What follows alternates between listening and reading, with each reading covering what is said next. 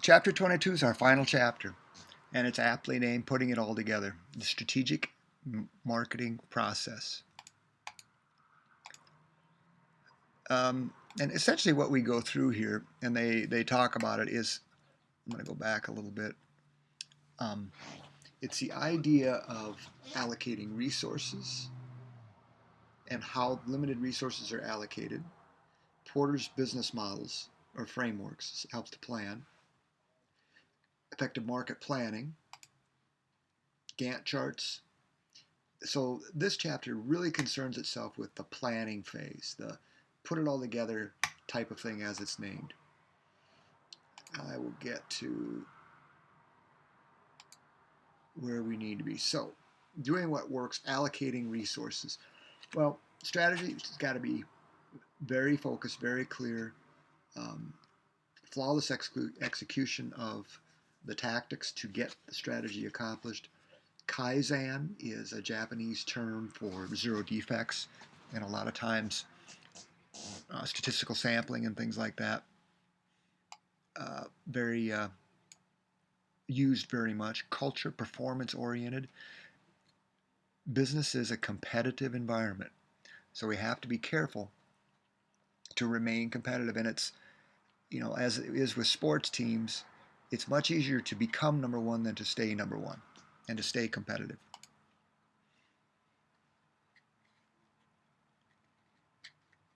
And it goes without saying, we're trying to maximize extra income and minimize extra cost.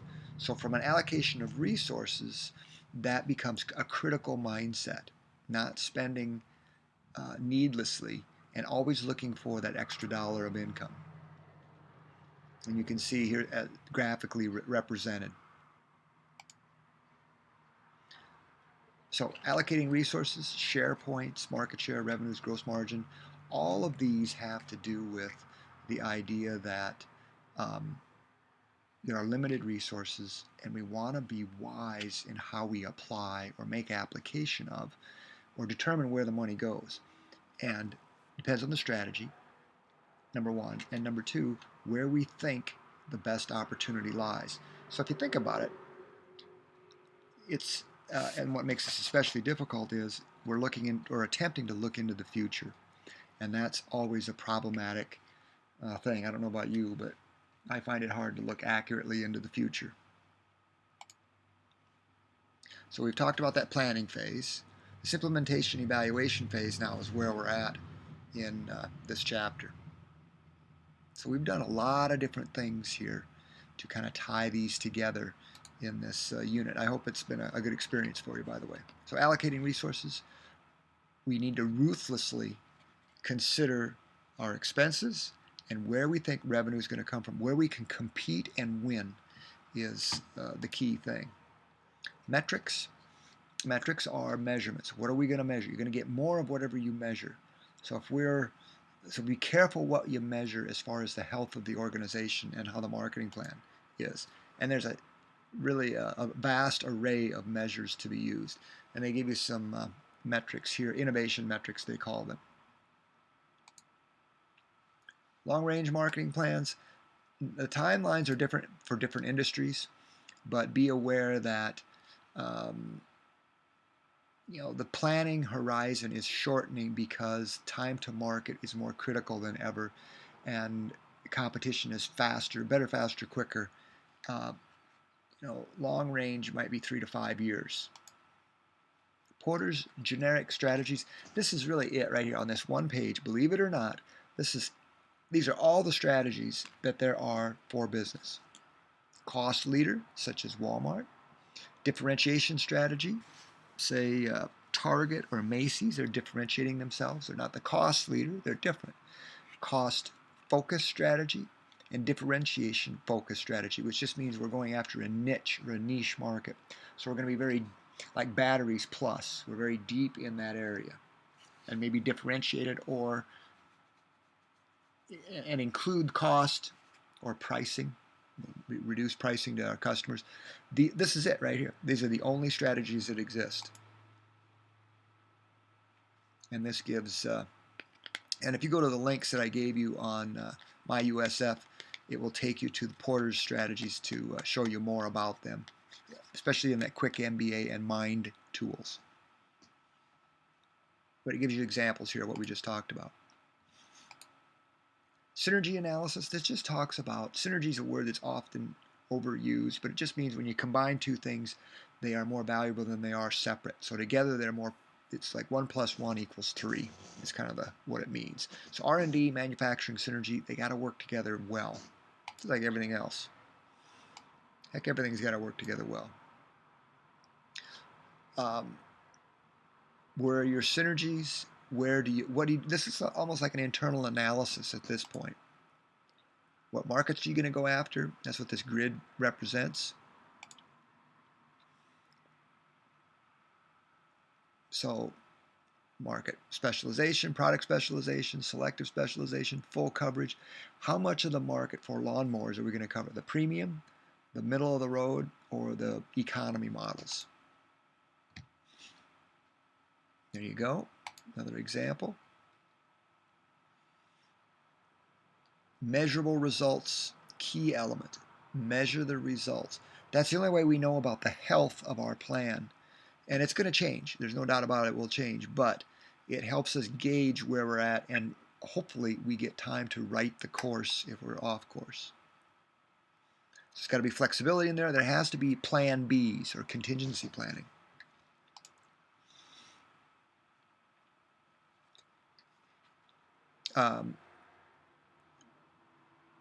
Market managers, or people at the top of the food chain, have to be aware that sometimes information might flow up to them slowly. So we have to be careful about that and not underestimate the time it may take to react. Global strategies and global reach are difficult in and of themselves, but should be considered. A look to find strategies this is the eternal quest of business. Value and values planning. Value is whatever the market will pay for. So that's what we're after. So value-based, value-driven, market-driven is an easier way to say it. Here we go. Just more examples for you. Good. So marketing, planning, and strategy. Results of good and bad planning. So good market implementation, bad strategy. Notice, this is just a food for thought thing, and it's no real earth-shattering idea, but it is food for thought. The idea that this slide talks about really is moving the decision-making as close to the action as possible, so as to enable line managers, those that are close to the market, who may be in tune with it. It's kind of like field commanders in the military. People that are in the action have a good first-hand view of what's going on. This really talks about leadership in a big sense, is communicate goals, help achieve things, reward for people that work hard and make it happen, because you want them to do it again. A bias for action, paralysis of analysis. Do take time to read the example about Kelly Johnson. I think it's really important that you understand that, and Lockheed. And the Skunk Works, they accomplished amazing things with their engineering. Please do take time to read that about Kelly Johnson. Quick communication. You can't overemphasize taking ownership of problems and fixing them. But your organization has to allow that and encourage that and reward that at the same time. Gantt charts, if you look, I'm not going to try to explain them as much as I would say that you'll want to familiarize yourself. I think there's an example here. Yeah, here's a Gantt chart. Just shows you, it's like for project management. So if you go to Microsoft Project, you'll see these Gantt charts, which shows you this is a tool to help schedule and make things happen in a sequence, so you don't lose track of things.